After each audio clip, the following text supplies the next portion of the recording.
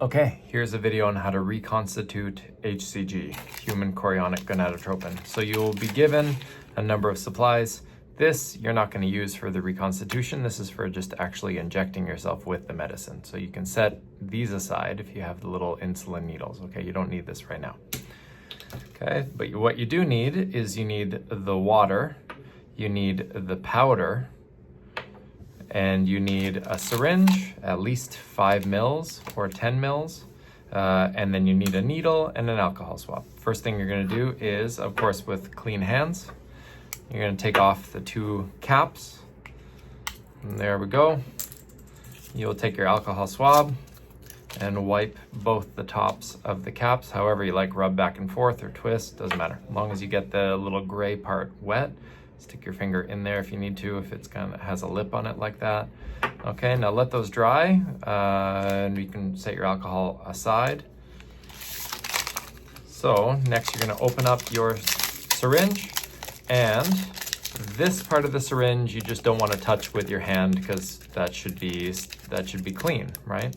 And then likewise with this either part of the needle, but with the part that's going to lock in there, you don't want those to touch. You don't want to touch your skin with those. So hold that open just like this while you open up this one.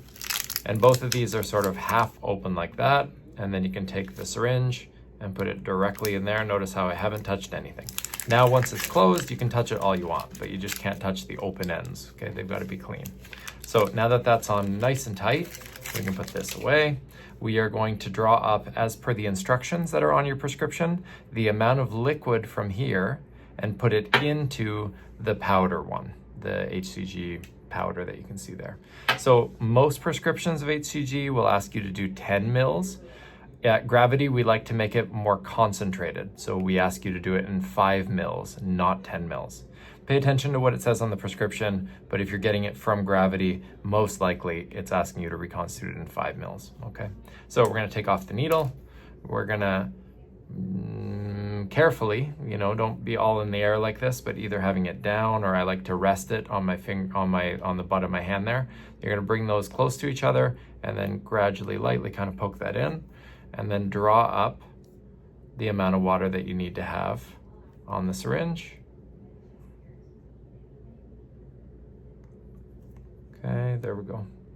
So you're going to draw all the way down to 5. And you'll see here a couple of things. Let's get rid of this air bubble. Kind of tricky to do sort of upside down. But when you get to the 5, you want it to be so that that top rubber, hold on, I got too much pressure in here. Okay, one more finesse point, okay?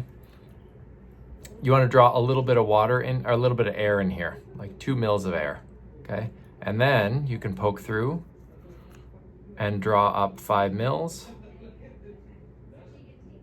And that way you can push back some of the air and it won't fight you as much. Okay. Once you've drawn back 5 mils, and you see where that rubber, kind of upper rubber stopper is, you don't want to be here where the top of the mountain is. You don't want to be here where the bottom of the rubber is. You want to be right here where that top kind of rubber line is. And then you pull it out. Of course, I have air in there again going sideways. So we're going to pull it out just like that. Great. Now you can see that I have 5 mils right there. And then making sure that this is dry, you're just going to have the water go straight into the vial. So spin this upside down and you can put it in this way. There, you should see pressure immediately because it's negative, it's a vacuum, negative pressure. That's going to pull in some of the fluid, and then you can press it the rest of the way so that it gets in there. Okay, then remove, and you'll see that that powder has now dissolved into the liquid. And that's it. You have 5 mils of water that you've added in to the vial of Pregnil, and that's completely dissolved. Now it's ready for you to inject your belly. We generally like to inject the subcutaneous around belly skin, but that'll be a separate video. That's it.